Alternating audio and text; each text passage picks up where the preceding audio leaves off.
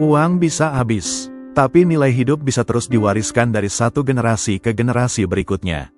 Kita mungkin tidak sadar, tapi setiap keputusan kecil yang kita ambil, cara kita membelanjakan uang, sikap kita terhadap kerja keras, cara kita menghadapi kesulitan, diam-diam menjadi pelajaran bagi orang-orang di sekitar kita. Terutama bagi anak-anak, yang menyerap bukan dari apa yang kita katakan, tetapi dari apa yang kita lakukan secara konsisten. Dalam dunia yang sibuk mengejar lebih banyak, kita bisa memilih untuk membangun warisan yang tidak terlihat.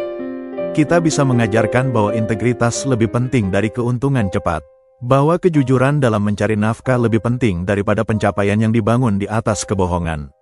Kita bisa menanamkan bahwa rasa cukup adalah bentuk kekayaan sejati, dan bahwa bekerja keras bukan hanya untuk diri sendiri, tapi juga sebagai bentuk kontribusi bagi sesama. Meninggalkan warisan tak terlihat berarti memberi anak-anak kita kebijaksanaan untuk hidup selaras dengan nilai. Ini bukan sesuatu yang bisa diwariskan lewat surat wasiat, tetapi melalui kehidupan yang dijalani dengan penuh ketulusan dan kesadaran. Kita mengajarkan bahwa hidup bukan sekadar tentang berapa banyak yang dimiliki, tapi seberapa dalam kita bisa memberi dampak positif kepada orang lain. Dan dampak itu tidak selalu besar atau dramatis. Kadang, warisan terkuat hadir dalam bentuk hal-hal kecil, sikap sabar menghadapi krisis, semangat untuk bangkit dari kegagalan, atau kebaikan yang tidak dipublikasikan. Semua itu membentuk jati diri generasi berikutnya, membentuk cara mereka memandang dunia, bekerja, mencintai, dan mengelola uang. Warisan tak terlihat juga mengajarkan bahwa makna hidup tak bisa dibeli dengan kekayaan. Ia dibentuk dari kualitas hubungan yang kita jaga, dari ketulusan memberi yang tidak mengharap imbalan, dan dari keberanian untuk hidup sesuai hati nurani meski bertentangan dengan arus. Dalam dunia yang semakin cepat, ramai, dan penuh tekanan untuk menjadi seseorang, warisan sejati justru lahir dari kesediaan untuk hadir, untuk menjadi pendengar, untuk menunjukkan kasih sayang dalam bentuk yang paling sederhana sekalipun, seperti kesabaran dalam mendengarkan, kesediaan membantu tanpa diminta, atau ketekunan dalam menjaga komitmen. Kita mungkin tak pernah masuk daftar orang terkaya versi majalah manapun, tapi kita bisa, dan layak, masuk dalam daftar kenangan paling membekas dalam hidup orang-orang yang kita cintai. Sebab, warisan emosional jauh lebih abadi daripada warisan material. Ia tertanam dalam ingatan, dalam cerita yang dibagikan di meja makan, dalam semangat yang hidup dalam tindakan orang lain. Dan pada akhirnya, ketika tubuh tak lagi kuat, dan nama mungkin tak lagi dikenal, nilai-nilai yang kita hidupkan hari ini akan tetap tumbuh dan berakar dalam generasi setelah kita. Itulah kekayaan yang tak bisa dihitung, tapi terus berdampak. Ketika kita menanamkan nilai kejujuran, kesabaran, tanggung jawab, dan ketekunan dalam kehidupan sehari-hari, kita sedang menulis buku tak kasat mata yang kelak akan dibaca oleh anak-anak kita, dan anak-anak mereka. Mereka akan meniru bukan hanya apa yang kita capai, tapi bagaimana kita mencapainya. Bukan hanya bagaimana kita menggunakan uang, tapi bagaimana kita menghormatinya, sebagai alat, bukan tujuan. Setiap tindakan kecil yang kita lakukan menjadi semacam paragraf dalam buku hidup itu. Cara kita menyikapi krisis, cara kita memilih antara integritas atau kompromi, cara kita memandang kemewahan dan kesederhanaan, semuanya membentuk narasi yang lebih kuat daripada pidato atau nasihat. Anak-anak belajar bukan dari perintah, melainkan dari pengamatan. Dan saat mereka melihat kita memilih kejujuran meski menyakitkan, memilih menunda kesenangan demi tanggung jawab, memilih memberi ketika kita sendiri sedang butuh, mereka belajar tentang kekayaan yang tidak bisa diukur oleh angka. Lebih dari itu, mereka belajar bahwa nilai-nilai bukanlah konsep abstrak, tapi nyata dalam tindakan kita sehari-hari. Mereka belajar bahwa ketika ayah atau ibu memilih berkata jujur, meski konsekuensinya berat, itu adalah kekuatan. Ketika mereka melihat kita tetap menepati janji walau sedang tidak mudah, mereka paham bahwa integritas adalah pilar karakter. Saat kita meminta maaf ketika salah, mereka belajar bahwa kerendahan hati bukan kelemahan, tapi keberanian. Semua ini membentuk semacam kitab nilai yang akan mereka bawa dalam hidup dewasa mereka nanti. Bukan hanya untuk diri mereka sendiri, tapi juga untuk komunitas, untuk keluarga yang kelak mereka bangun, dan untuk dunia yang akan mereka warisi. Kita sedang mencetak bukan sekadar pewaris, tetapi penjaga nilai. Dan warisan itu tidak membutuhkan kekayaan besar. Bahkan orang yang tidak memiliki banyak harta bisa meninggalkan nilai yang sangat kaya. Seorang ayah yang tidak bisa membelikan mobil mewah untuk anaknya, tapi selalu hadir mendengar, membimbing dengan sabar, dan mencontohkan hidup sederhana namun bermartabat, akan dikenang jauh lebih dalam daripada warisan harta yang bisa habis. Bayangkan seorang ibu yang setiap pagi menyiapkan sarapan dengan cinta, yang meski hanya hidangan sederhana, selalu dihidangkan dengan doa dan senyum. Ia mengajarkan arti ketulusan dalam memberi. Atau seorang kakek yang tak pernah punya banyak uang, tapi selalu punya waktu untuk bercerita, mengajarkan bahwa kehadiran lebih berharga daripada hadiah. Semua itu adalah bagian dari warisan tak terlihat, sebuah harta yang tidak akan pernah luntur dimakan inflasi atau perubahan zaman. Nilai-nilai itu tidak hanya diturunkan lewat ajaran verbal, tapi melalui atmosfer yang diciptakan di rumah, di meja makan, dalam percakapan sehari-hari. Ketika keluarga dibesarkan dalam lingkungan yang penuh kejujuran, saling menghormati, dan saling mendukung, anak-anak tumbuh dengan fondasi yang kokoh. Mereka belajar bahwa kekuatan tidak selalu tentang menguasai, tetapi tentang memahami. Bahwa sukses tidak selalu tentang menang, tetapi tentang terus mencoba dan memberi makna di setiap langkah. Di dalam rumah yang demikian, nilai menjadi udara yang dihirup setiap hari. Anak-anak tumbuh dalam suasana yang mengajarkan bahwa mendengarkan sama pentingnya dengan berbicara. Mereka menyaksikan bagaimana orang tuanya menanggapi pertengkaran dengan dialog, bukan bentakan. Mereka belajar bahwa ketika seseorang menangis, yang lain hadir untuk menghibur, bukan menghakimi. Ketika terjadi kesalahan, keluarga tidak mencari kambing hitam, tapi solusi bersama. Semua itu membentuk karakter yang tidak mudah goyah saat menghadapi tekanan dunia luar. Dan atmosfer itu tidak tercipta dari teori-teori besar, tetapi dari tindakan-tindakan sederhana yang dilakukan terus-menerus. Seperti ayah yang mengajak anaknya berdiskusi tentang pengeluaran bulanan, atau ibu yang menunjukkan bagaimana menyisihkan uang belanja untuk sedekah. Percakapan di meja makan tentang mengapa kita harus sabar menabung demi masa depan bisa lebih berharga daripada nasihat finansial manapun. Dalam keheningan malam, ketika anak melihat orang tuanya tetap tekun membaca atau mencatat pengeluaran meski lelah, ia menangkap pesan, tanggung jawab itu bukan beban, tapi pilihan sadar. Dengan pola hidup semacam ini, keluarga tidak hanya menjadi tempat tinggal, tapi sekolah karakter. Tempat di mana nilai-nilai seperti ketekunan, kesabaran, kesederhanaan, dan empati menjadi kurikulum tak tertulis.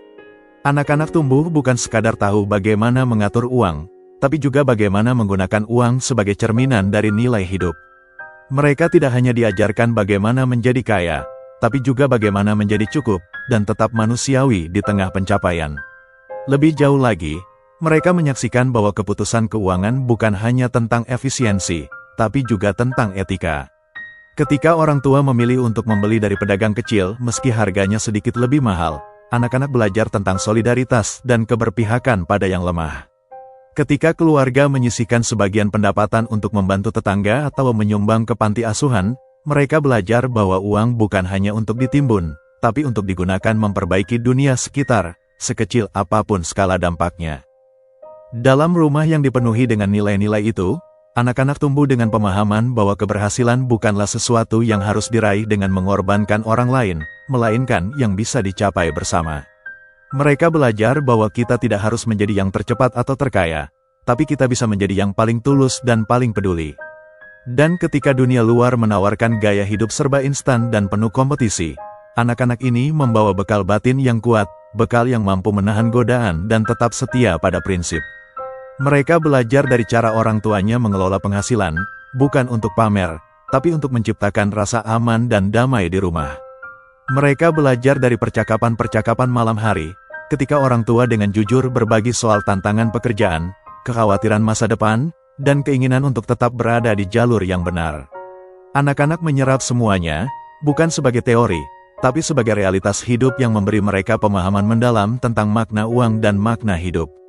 Dengan demikian, keluarga bukan sekadar tempat tinggal, tetapi menjadi tempat tumbuh. Tempat di mana nilai dan karakter dibentuk secara perlahan namun kuat. Dan pada akhirnya, semua nilai itu akan hidup terus di dalam diri anak-anak, bahkan setelah kita tiada. Mereka akan membawanya dalam setiap keputusan hidup, dalam cara mereka memperlakukan orang lain, dan dalam cara mereka membesarkan anak-anak mereka kelak. Inilah kekuatan sejati dari warisan tak terlihat. Ia menembus batas waktu dan generasi, tumbuh seperti akar pohon yang menguatkan batang kehidupan dari dalam. Atmosfer inilah yang menjadi ladang subur bagi lahirnya generasi yang bukan hanya mewarisi harta, tetapi juga keluhuran budi. Dan jika suatu hari anak-anak itu tumbuh dan berkata, "Aku ingin hidup seperti ayah dan ibu," bukan karena hartanya, tapi karena cara mereka hidup, maka di sanalah warisan tak terlihat mencapai puncaknya.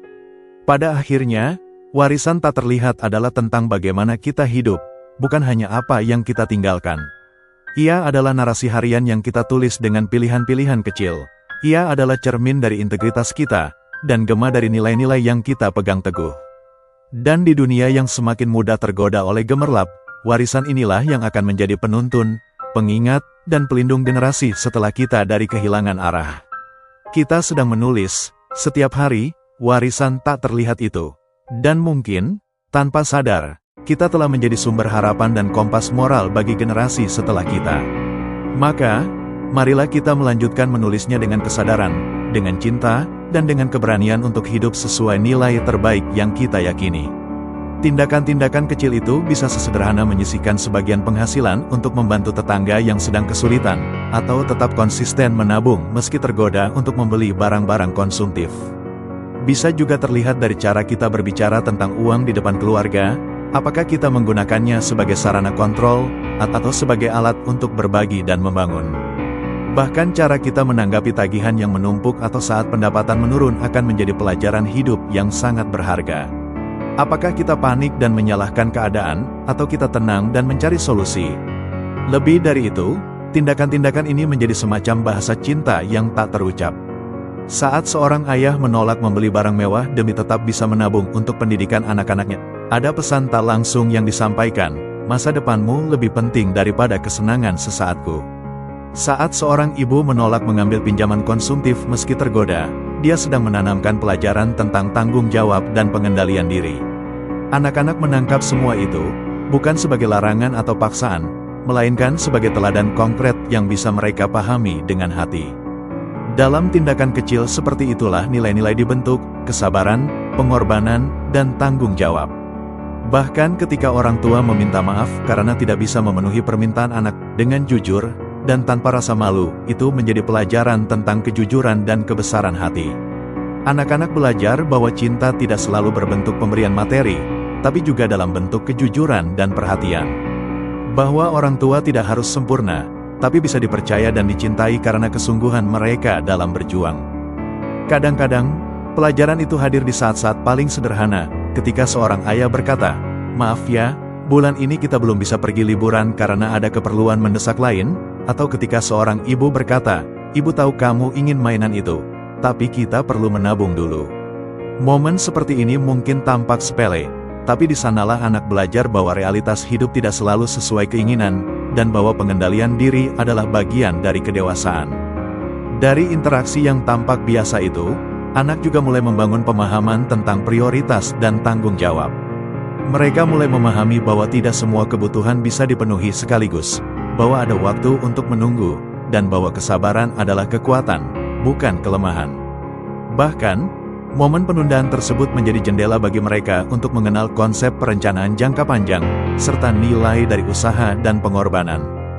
Dan ketika orang tua menjelaskan keputusan itu dengan penuh kasih dan keterbukaan, anak tidak hanya menerima batasan tersebut, tapi juga tumbuh dengan empati dan kesadaran bahwa di balik keputusan finansial, ada pertimbangan dan cinta yang tak terlihat. Dalam jangka panjang, inilah yang membentuk karakter yang tidak mudah menyerah, yang bisa membedakan antara keinginan dan kebutuhan, dan yang mampu bertahan dalam dunia yang penuh distraksi dan tekanan konsumtif. Lebih dari sekadar tidak memberi, tindakan itu mengajarkan bahwa cinta sejati adalah tentang keberanian untuk berkata tidak, demi kebaikan yang lebih besar. Anak-anak menyerap bahwa dunia tidak selalu memuaskan, tapi kita tetap bisa bahagia dengan rasa syukur. Mereka belajar bahwa keluarga bukan tempat di mana semua keinginan terpenuhi, tapi tempat di mana nilai dan kebersamaan diutamakan. Mereka belajar bahwa tidak punya, tidak sama dengan tidak bahagia, dan bahwa hidup layak dijalani meski tanpa semua kemewahan. Lebih jauh lagi, mereka mulai memahami bahwa batasan bukan penghalang, tetapi alat untuk membentuk karakter. Saat seorang anak mendapati bahwa ia harus menabung selama berbulan-bulan untuk membeli sesuatu yang ia inginkan, ia belajar bahwa pencapaian membutuhkan usaha. Ketika ia melihat orang tuanya menolak membeli sesuatu yang di luar kemampuan keuangan mereka, ia belajar bahwa kebijaksanaan adalah memilih dengan bijak, bukan menginginkan segalanya. Nilai-nilai ini tumbuh perlahan namun kokoh, membentuk cara berpikir yang sehat terhadap uang dan kehidupan secara umum. Mereka juga belajar bahwa kerja keras tidak selalu diikuti oleh penghargaan langsung, dan bahwa kadang hasil terbaik muncul dalam jangka panjang. Dalam proses itu, anak-anak diajarkan ketahanan mental, bahwa tidak semua hal bisa dimiliki sekarang, dan bahwa menunda kepuasan adalah bagian dari kedewasaan. Bahkan dalam kecewa, mereka belajar menemukan makna dan harapan. Dan di atas semua itu, mereka belajar bahwa dalam dunia yang seringkali tidak adil, kita masih bisa memilih untuk bersikap adil. Dalam dunia yang penuh tekanan untuk konsumsi berlebihan, mereka belajar tentang kecukupan. Dalam dunia yang sibuk mengejar validasi eksternal, mereka belajar bahwa cinta sejati hadir dalam bentuk yang paling sederhana, pelukan hangat, perhatian tanpa syarat, dan kehadiran yang tulus. Semua ini menjadi warisan batin yang akan mereka bawa seumur hidup, jauh melebihi warisan benda atau harta apapun. Dalam setiap keputusan finansial yang dilakukan dengan penuh kesadaran, anak-anak melihat teladan tentang keberanian memilih jalan yang benar meski tidak mudah. Dan ketika mereka dewasa nanti, mereka mungkin tidak akan mengingat berapa banyak mainan yang mereka miliki, tetapi mereka akan mengingat percakapan jujur di malam hari, pelukan saat mereka kecewa, dan kehadiran orang tua dalam setiap fase pertumbuhan mereka. Disitulah nilai-nilai abadi tertanam dan tumbuh, memberi arah saat mereka harus membuat pilihan hidup sendiri. Dan di masa depan, ketika anak-anak itu menghadapi dilema finansial mereka sendiri, mereka akan mengingat bukan hanya apa yang orang tua mereka katakan, tetapi bagaimana mereka bersikap. Mereka akan tahu bahwa bersikap tenang saat menghadapi tekanan keuangan adalah mungkin, karena mereka pernah melihatnya. Mereka akan belajar bahwa berbagi itu bukan tentang jumlah, tapi tentang niat dan kebiasaan yang ditanamkan sejak dini. Mereka akan memahami bahwa memberi bukanlah tentang sisa, tetapi tentang pilihan sadar yang mencerminkan empati dan tanggung jawab sosial. Mereka juga akan mengingat momen-momen kecil yang dulu tampak sepele, seperti saat orang tua mereka tetap tersenyum meski baru saja kehilangan pekerjaan, atau ketika mereka melihat ibunya tetap memasak dengan cinta meskipun bahan masakannya sangat sederhana. Momen-momen ini menjadi semacam arsip batin yang kelak muncul dalam bentuk keputusan yang lebih bijak. Anak-anak itu akan memilih untuk tidak panik, tetapi berpikir jernih, karena dulu, mereka pernah melihat seseorang yang sangat mereka hormati, melakukannya setiap hari.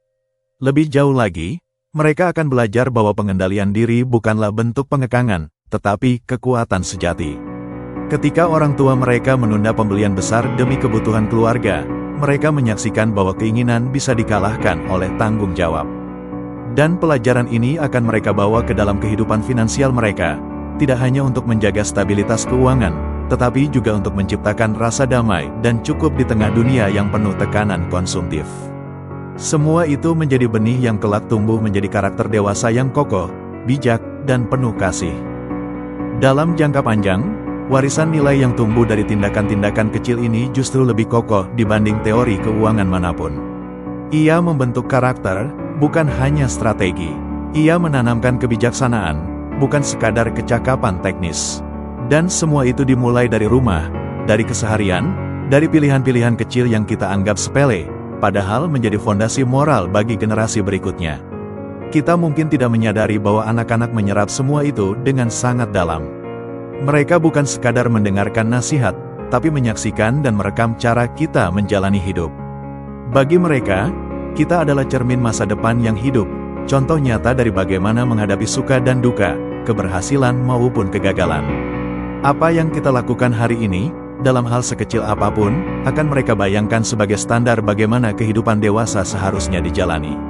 Ketika mereka melihat kita tetap tersenyum meski sedang kekurangan, ketika mereka mendengar kita berkata dengan penuh kehangatan, "Tidak apa-apa, yang penting kita bersama dan sehat," mereka belajar bahwa kesejahteraan bukan hanya soal uang, tapi juga tentang cara memandang hidup dengan syukur dan keteguhan hati. Mereka belajar bahwa kekuatan tidak selalu ditunjukkan dengan keberlimpahan, tetapi dengan kemampuan untuk tetap tenang, sabar, dan penuh kasih di tengah keterbatasan. Dan di sanalah pelajaran paling mendalam tertanam, bahwa kebahagiaan sejati bukan berasal dari apa yang kita miliki, tapi dari bagaimana kita mensyukuri dan membagikannya. Dan seiring waktu berjalan, semua pelajaran itu perlahan meresap menjadi bagian dari nilai-nilai mereka. Nilai yang tidak terucap, tapi menjadi semacam kompas batin dalam setiap keputusan finansial yang mereka hadapi kelak. Apakah mereka akan memilih menumpuk hutang demi memuaskan gengsi sesaat, atau hidup sederhana namun damai? Apakah mereka akan tergoda mengambil jalan pintas yang mengabaikan etika, atau bersabar menapaki jalur lambat yang jujur? Semua itu tidak lagi ditentukan oleh apa yang mereka dengar, tapi oleh apa yang telah mereka lihat, hari demi hari, tindakan demi tindakan. Kita sedang menanamkan fondasi itu, bukan dengan pidato panjang atau nasihat yang membanjir, tapi melalui kehadiran yang utuh dan pilihan hidup yang konsisten. Kita mungkin tidak menyadari bahwa saat kita memilih menabung daripada berfoya-foya, saat kita menolak jalan yang curang meski itu tampak mudah, kita sedang menulis pelajaran yang lebih kuat daripada apapun yang bisa diajarkan di sekolah. Teladan adalah bahasa yang paling lantang, dan ketika kita hidup dengan penuh integritas dan kesadaran, warisan itu akan hidup lebih lama dari usia kita, lebih dalam dari jejak materi yang kita tinggalkan. Mereka juga belajar bahwa uang bukanlah penentu harga diri. Mereka belajar bahwa rasa hormat dan penghargaan tidak datang dari kemewahan, tapi dari karakter. Dan mereka tumbuh dengan pemahaman bahwa kehidupan yang bermakna bukan tentang menjadi yang paling banyak memiliki, tetapi tentang menjadi yang paling banyak memberi dampak. Dengan begitu, kita tidak hanya meninggalkan harta, tetapi juga membangun landasan mental dan emosional yang akan menjadi bekal anak-anak kita sepanjang hidup mereka. Kita tidak sekadar meninggalkan warisan dalam bentuk angka atau aset, tetapi menanamkan nilai-nilai luhur yang akan membimbing langkah mereka saat menghadapi kompleksitas dunia nyata. Kita sedang menciptakan kompas batin, sebuah pedoman internal yang tidak terlihat namun selalu terasa, yang akan menuntun mereka menghadapi badai kehidupan, baik yang bersifat finansial maupun personal. Semua itu bermula dari hal-hal kecil yang kita lakukan hari ini, cara kita menanggapi kesulitan, cara kita menetapkan prioritas, cara kita mencintai tanpa syarat. Setiap pilihan, setiap keputusan, dan setiap reaksi kita terhadap kehidupan menjadi bagian dari narasi besar yang kelak akan mereka warisi. Karena sejatinya, warisan terbesar bukanlah apa yang kita tinggalkan, tapi siapa kita selama hidup ini dijalani. Mewariskan nilai juga berarti mengakui kesalahan kita di masa lalu, dan membukanya dengan lapang hati. Ketika kita jujur tentang kegagalan, tentang utang yang pernah menjerat, keputusan investasi yang keliru, atau gaya hidup yang dulu terlalu boros, kita sedang menunjukkan bahwa proses belajar itu manusiawi. Anak-anak kita, atau siapapun yang melihat perjalanan kita, akan tahu bahwa mereka tidak perlu sempurna untuk tumbuh. Mereka hanya perlu jujur dan terus mencoba. Karena pelajaran paling kuat tidak datang dari keberhasilan, melainkan dari keberanian untuk mengakui kesalahan dan komitmen untuk berubah. Disitulah otentisitas lahir, bukan dari pencitraan, tapi dari kejujuran. Generasi selanjutnya tidak butuh panutan yang serba tahu, tapi yang siap berjalan bersama mereka, belajar bersama mereka, dan menguatkan mereka dengan kisah nyata, bukan dongeng sempurna. Jadi saat kita berpikir tentang masa depan, mari kita bertanya dengan sungguh-sungguh, nilai apa yang ingin benar-benar kita wariskan? Apakah itu keberanian untuk jujur di saat sulit, kesetiaan kepada hal-hal sederhana, atau mungkin kebiasaan memberi, bahkan ketika kita tidak memiliki banyak? Apa yang akan orang lain kenang dari cara kita menjalani hari-hari, dari nada suara kita saat berbicara dengan mereka, dari cara kita memperlakukan orang-orang yang tak bisa membalas kebaikan kita? Karena warisan terbaik bukanlah yang bisa dihitung dengan kalkulator, tetapi yang bisa dirasakan di hati.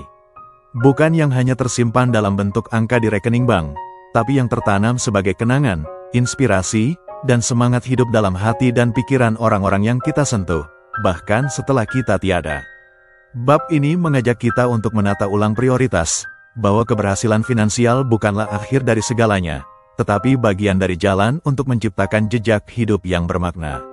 Warisan tak terlihat adalah cara kita hidup hari ini, dan bagaimana cara itu akan menggema di kehidupan setelah kita.